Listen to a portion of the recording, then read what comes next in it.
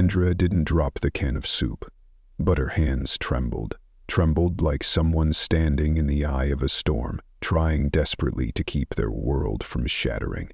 And then, slicing through the stillness of the supermarket like a slap across the face, came the words, "Tears won't fix your pathetic life."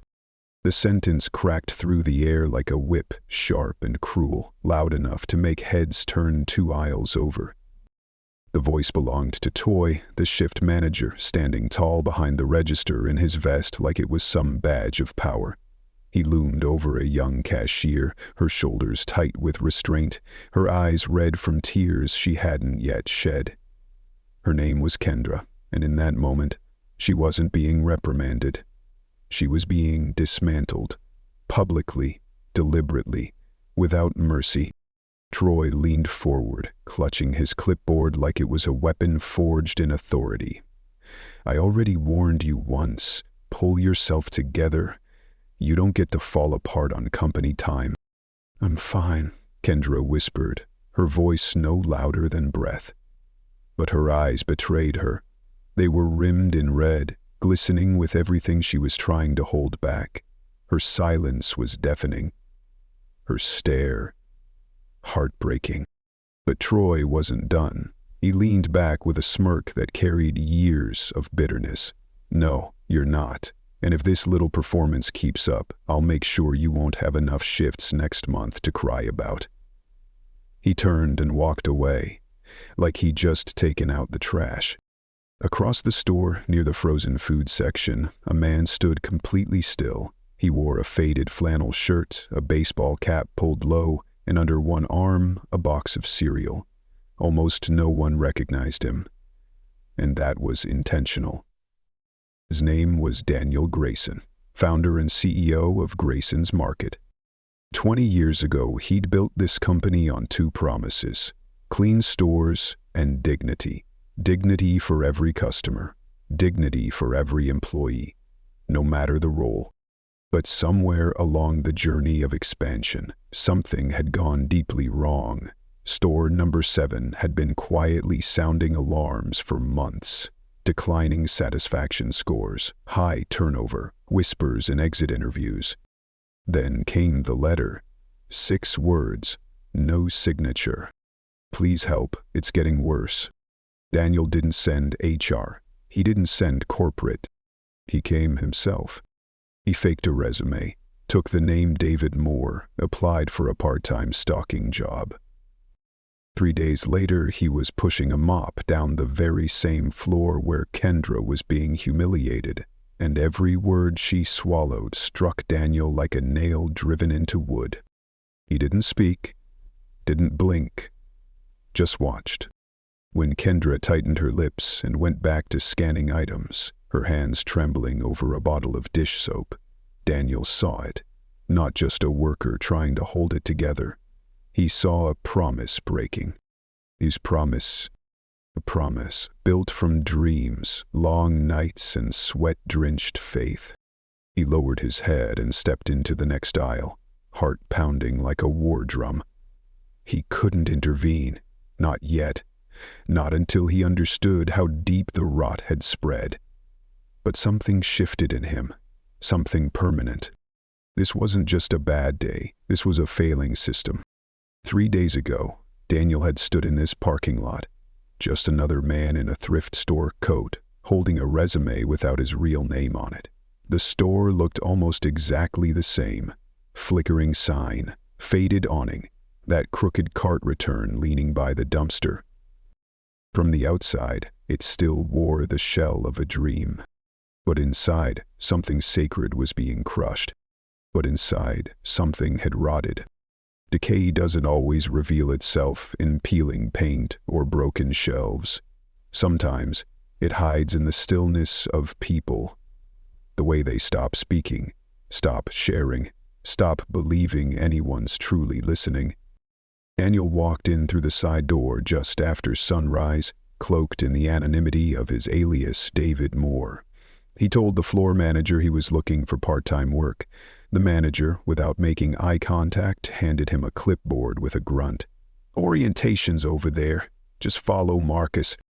Marcus was young, quick with his hands, but jumpy, like life had trained him to never settle anywhere too long. He spoke in fragments, half-sentences, as if completing them might draw trouble. "You ever worked in grocery?" he asked, breaking down boxes in the stockroom without looking up. "Yeah," Daniel replied simply. "A long time ago." "Cool. Just, stay out of Troy's way. That's kind of the big rule around here."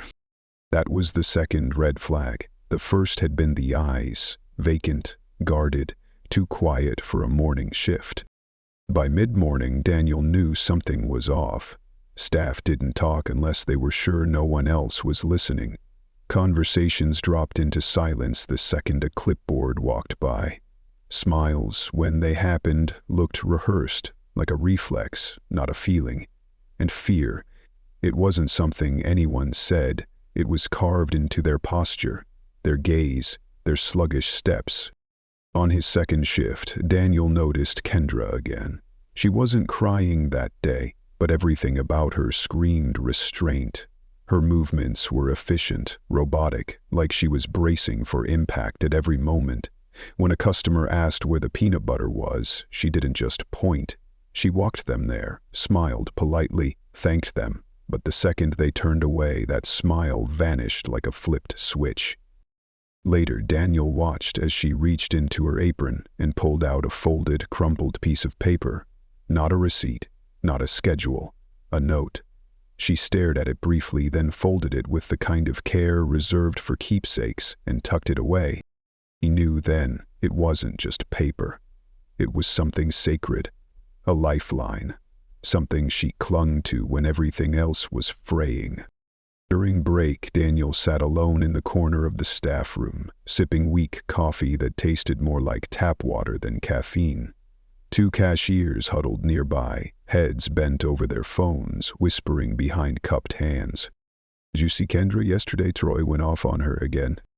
"For what?" "She just zoned out for like a second. She's hanging on for her kid. That's the only reason she's still here. If she quits, she's got nothing." Then silence. Troy's footsteps echoed from the hall. The room tensed as if someone had cut the power. Every voice died, every breath held. That night, back in his motel room, Daniel spread a mess of papers across the bed. Schedules, time logs, employee lists. Slowly the pieces started falling into place. Kendra, Ava, Marcus, Gloria. Parents, outspoken, resilient. They weren't being managed, they were being punished. He turned over the company mission statement printed on the back of the onboarding packet, where people come first. Daniel almost laughed. Then he opened his laptop and logged into the payroll system, access only he as CEO still had. Everywhere. Week after week, the same names dropped. 34 hours, then 22, 15, 11, like a noose slowly tightening, like a clock winding down on their lives. This wasn't incompetence, it was cruelty, calculated, precise. Daniel knew then he hadn't come just to observe anymore. He was here to expose, because what he'd find next would make Troy look like a symptom, not the disease. Roughly 125 miles from headquarters, Daniel Grayson stood by a vending machine pretending to debate between a granola bar and salted peanuts. But it wasn't hunger that brought him there. It was the voices he'd just heard through the crack in the break room door. Voices brittle with exhaustion, whispering truths too painful to say out loud. And Daniel was ready to listen. Not as a CEO, not even as a witness, but as someone who had once believed dignity was the foundation of everything, and was now staring at the cost of forgetting that belief. Daniel stood still, barely breathing, leaning in just slightly, close enough to catch the whispers slipping through the crack in the break room door, not close enough to be seen. "I can't do this anymore," a voice said, soft as a sigh, but heavy like stone. It was unmistakably Kendra. Her voice was frayed, exhausted, each word trembling like the final note of a string pulled too tight. "I've tried so hard," she continued, "but somehow it's never enough." "I know," came another voice, lighter, gentler. Ava, most likely. The young cashier Daniel had seen working back-to-back shifts. "Troy's been brutal lately. You're not alone, but he's hit you the hardest." Daniel instinctively stepped back half a pace. Everything in him screamed to walk away, but his heart refused. These weren't complaints. They were confessions. Quiet cries for help from souls stretched thin and overlooked too long. "I said I'm unreliable," Kendra whispered. "Because I missed some shifts, but I didn't have a choice. My son had an asthma attack. I had to stay home. I told Troy. I brought the paperwork and he didn't care." Silence. "I used to get 30 hours. Now I'm lucky if I get 15. Last week, I couldn't even pay the gas bill. I barely covered rent. And now," her voice cracked, "I honestly don't know what to do anymore." There was a soft rustle, maybe Ava reaching for her hand. "I'm sorry," Ava said gently. "You don't deserve this. None of us do." Daniel closed his eyes. That was enough. He turned away quietly, hands clenched in the pockets of his jacket, gripping tightly as if trying to keep his heart from breaking apart. This wasn't about one person having a hard day. This was structural, cold, calculated. He returned to aisle 4, pushing a cart loaded with overstocked items, trying to bury his mind in product codes. But it was futile. Kendra's words echoed louder than the mechanical beeping of checkout scanners. Later that afternoon, during a midweek lull, Daniel spotted Troy striding out of the office, arms crossed, eyes sweeping the store like a sheriff looking for a target. He zeroed in on Kendra and made a beeline. Daniel couldn't hear what was said, but he saw the impact. Kendra's jaw tightened. Her shoulders rose ever so slightly, like someone bracing for a storm. Then she nodded and resumed scanning groceries, face calm, hands steady. Troy turned with a smug grin and walked away. Daniel had met enough bad managers in his life to recognize abuse masked as discipline. But this time, it wasn't just disappointing. It was personal. Years ago, Daniel had stood behind a register like that, pulling double shifts, answering freezer breakdowns at midnight, helping elderly customers carry groceries in the snow. He had vowed back then, no one working under the Grayson name would ever feel alone. But there she was. Depression. Kendra holding herself together in silence, trembling hands hiding tears, enduring humiliation by a man who had never built anything in his life but acted like he owned everything. That night, Daniel didn't go straight back to his motel.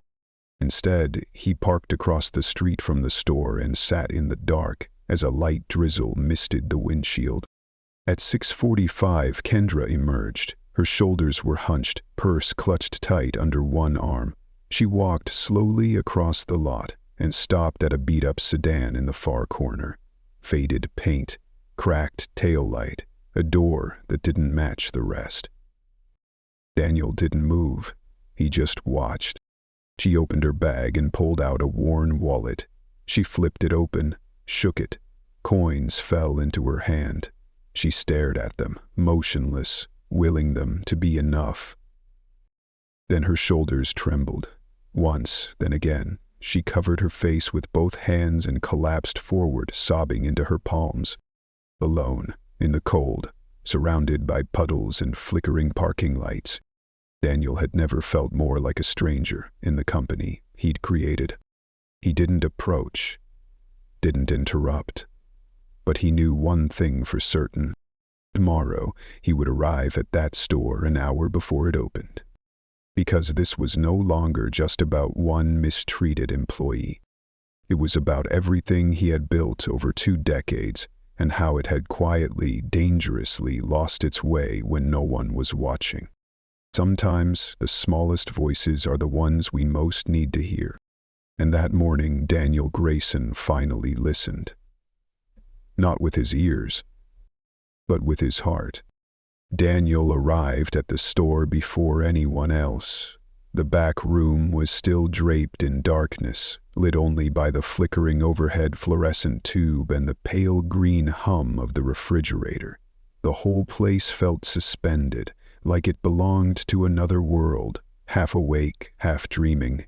He still wore the second-hand jacket from the thrift store, the name tag that read David Moore, but today it didn't feel like camouflage. It felt like a burden, a weight heavy with the memory of the night before. Of Kendra, curled beside that rusting sedan, digging through her wallet like she could shake out a sliver of hope, only to collapse silently into herself, arms covering her face, sobbing alone in the shadows. No words, no witnesses, just a woman breaking beneath the weight of a world she'd carried alone for too long. That image dug deep into Daniel's memory, leaving no space for peace. Later that morning, while restocking the milk shelf, he struck up a conversation with Marcus, the young employee Daniel had quietly come to trust. "How long has Kendra been working here?" Marcus answered without hesitation. "Almost 3 years, one of the best we've got. Last winter she didn't miss a single day, even when the shifts piled up." Daniel nodded, brow furrowed. "Then why did Troy cut her hours?" Marcus looked around, then lowered his voice. "Her kid was in the hospital last month, bad asthma attack. She missed 2 shifts, told Troy in advance, brought all the paperwork. Didn't matter. Ever since then." He shrugged, bitterness creeping into his tone. "She's lucky if she gets 15 hours now, 20 max." "And she's still here?" Daniel asked. "She doesn't have a choice. She's raising her son alone. Told Ava the other day, as long as that boy has his meds and a roof over his head, she can take whatever this job throws at her." The words hit Daniel like a stone. In his mind, the image of Kendra returned, her soft smile for elderly customers, the quiet grief in her eyes as she unfolded that old piece of paper from her apron. And now he knew. It wasn't a reminder note, it was a hospital discharge form, proof of the night her son couldn't breathe. Another memory stirred, his mother, coming home from back-to-back shifts, collapsing at the kitchen table with her shoes still on, hands raw and red from cleaning solution. He'd once called it strength, but now he saw it clearly. It was survival. In silence. That evening, Daniel made a decision. Long after the last customer left, in the eerie stillness of the closed store, he logged into the payroll system using his executive credentials. He typed in his override code and watched the numbers appear. Kendra, Ava, 2 more employees with children, all slashed down to minimal hours. It wasn't a coincidence. It was retribution, and the one pulling the strings was Troy. Those red numbers flashing on the screen weren't just data. They were blood. Every cut hour a missed utility payment. Every line of reduction a skipped meal. Every week shaved down another tear Kendra swallowed just to keep going. Daniel picked up his phone and called his assistant. "Agent, clear my schedule for tomorrow." "All of it. Every last thing. Tomorrow, I have something more important." Because this wasn't just bad management, it was betrayal. And by tomorrow morning, someone would answer for it. The next day, at exactly 8:06 a.m., the store was still quiet, but it wasn't calm. A tension hung in the air, buzzing like static before a thunderstorm. Marcus lingered longer than usual by the citrus display. Ava froze mid-checklist. Even the beep of checkout scanners slowed. Everyone felt something was coming, but no one knew what. 8:07, the front doors opened. Daniel Grayson stepped inside. No name tag, no apron, just a navy suit, polished shoes, and a face they'd only seen in onboarding videos. No one said a word. They didn't need to. They all knew. Daniel walked past the bakery, past aisle 4, past the coffee machine, He made a straight line to the front counter, where Troy stood hunched over a clipboard like a general surveying his battlefield. "Good morning," Daniel said. Troy didn't look up. "Give me a minute." Daniel didn't flinch. Didn't blink. "You need something?" Troy asked, eyes still fixed on his list. "I do," Danielle said, voice clear, steady. "You are key." Troy looked up, brows furrowing, confused, until his eyes locked on the badge clipped to Daniel's chest. His face drained of color. "You're Daniel Grayson," Troy whispered, voice cracking like wet paper. "Yes, founder, owner, and yes, I've been here 3 days, watching." For a long second, Troy stuttered. I didn't know. Nobody told me." "Exactly," Daniel cut him off. "Because I didn't want anyone telling you. I needed to see it with my own eyes."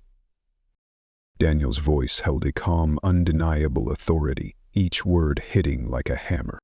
"I saw you humiliate an employee in front of customers. I studied the payroll edits you made. I watched you slash hours for single mothers and students and reward silence with fear." Troy straightened, masking guilt with defiance. "I made hard choices. That's what managers do. If you're too lenient, they'll think the company owes them something." Daniel stepped forward, lowering his voice with razor-sharp calm. "You think giving someone time off when their child's in the hospital is leniency?" "Weakness," Troy snarled. "If you keep it up, they'll use it. Cry, beg, make excuses, and you'll be the one left cleaning up the mess." Daniel's jaw clenched, but he didn't erupt. He didn't need to, because now he had the power to correct things. "You didn't clean up a mess. You created one." Daniel's voice hardened. "You built a culture where fear replaced respect. A place where no one felt safe speaking the truth.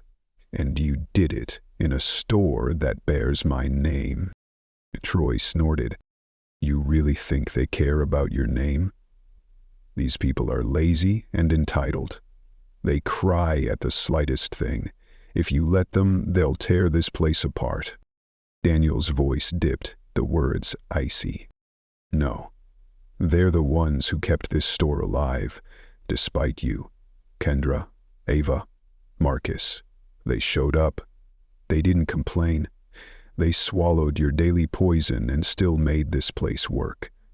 They're why this store didn't collapse." He extended his hand, palm flat. "Give me the keys, now." Troy stood frozen, bitterness twisting his face. Then, with a bitter laugh, he pulled out the keys and slammed them into Daniel's hand. "You're making a mistake," he spat through clenched teeth. "You'll see what happens when you give power to the help." Daniel didn't flinch.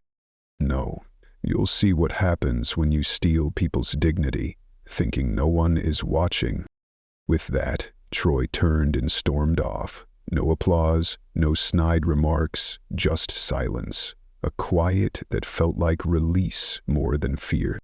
Daniel turned to meet the employees' eyes. They were silent, shocked, yes, but waiting. "I know many of you have been hurt," he began, voice steady. "Meant today." He locked eyes with Kendra, standing by register 4, her fists clenched, eyes glossy with unexpected tears. "You were treated like the problem when you were the solution. I'm sorry." Tears rolled down her cheeks, but she only nodded, slowly affirming what her heart couldn't yet speak.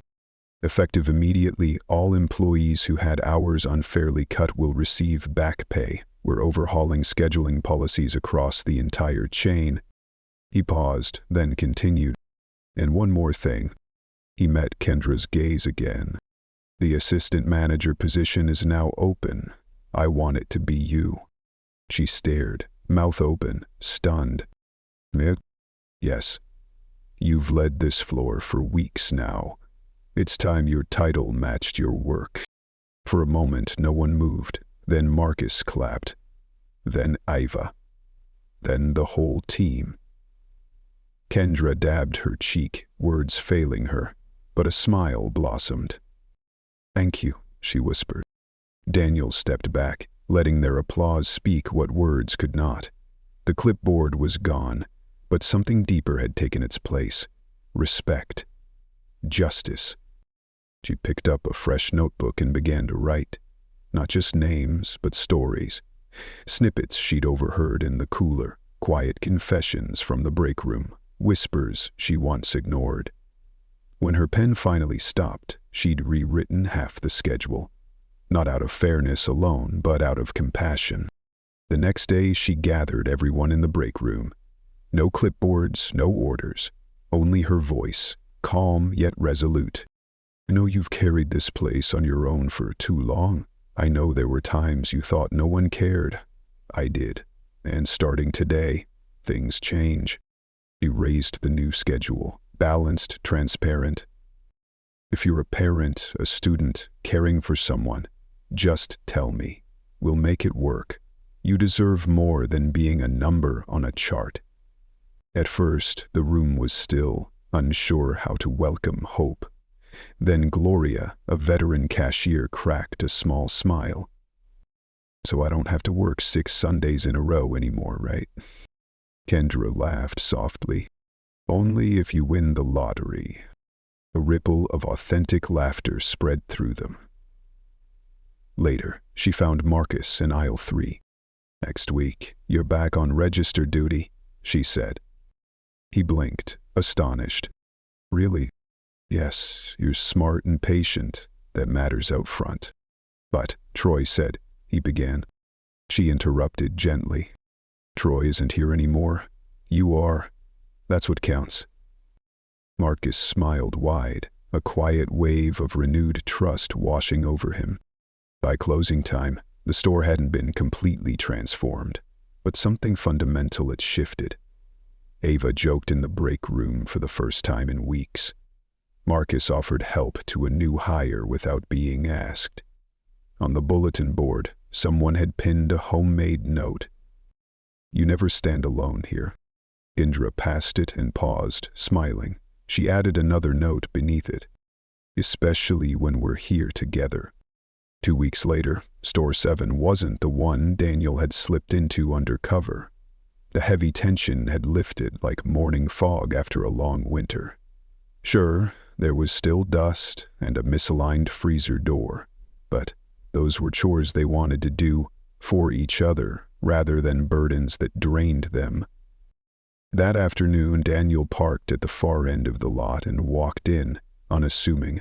No disguise, no old coat, but quietly observant. And then he stopped.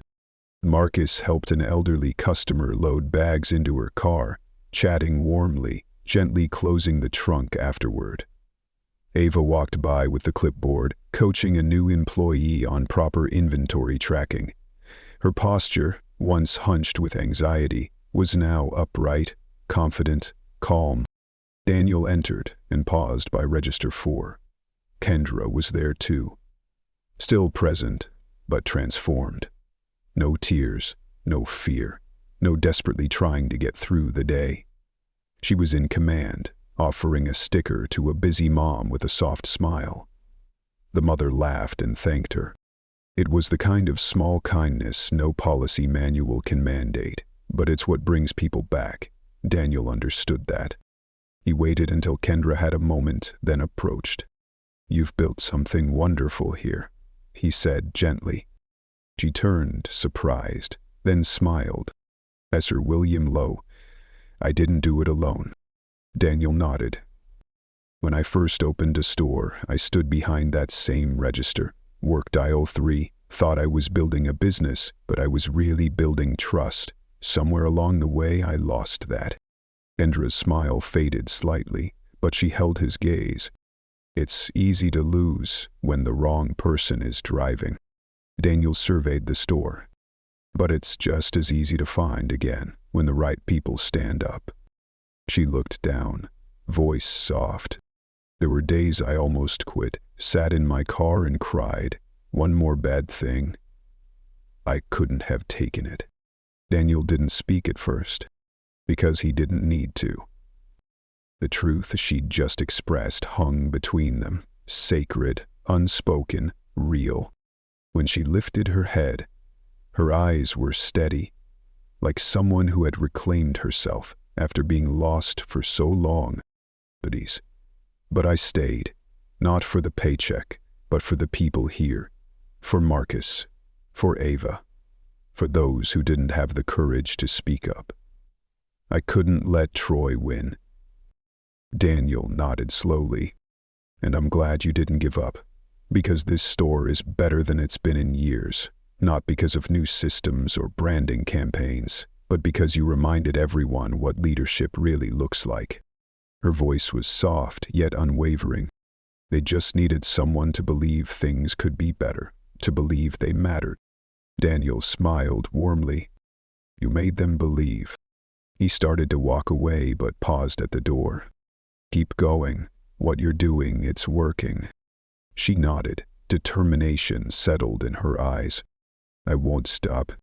Inside, Daniel walked slowly to his car, his heart full. This time with gratitude, not worry. He didn't need to stay behind to supervise or deliver a speech. The store didn't need a hovering CEO. It needed a leader from within. He drove away. He looked back one last time. Kendra was stepping out from behind the register, patiently showing a new cashier how to use the payment terminal. Her shoulders were straight, her voice calm, her presence quiet yet undeniably strong. For the first time in a long while, Store 7 was not just open for business. It was alive. Sunday afternoon. In a small cafe, a cold cup of coffee sat untouched before a man who once believed corporate culture could be built on spreadsheets. Daniel Grayson sat alone, watching a leaf swirl outside the window. For the first time in years, he wasn't thinking about quarterly targets or expansion plans. He was thinking about trembling hands at Register 4, about that sound of muffled sobs behind the wheel, about the simple note on the bulletin board that read, "You are stronger than a bad day." Once it had been a slogan, now it was a mission. Daniel had built Grayson's Market hoping people would be proud to wear the name, but somewhere along the line he had placed systems above people. He used to associate resilience with silence. Now he understood. Silence isn't strength. It's the darkness in which injustice grows. He returned to Store 7 one last time. Not to inspect, but to say thank you. The bulletin board had changed. Gone were faded schedules and policy reminders. In their place were group selfies, birthday cards, and a photo of the employee of the month, Marcus, beaming as he held a pineapple like a trophy.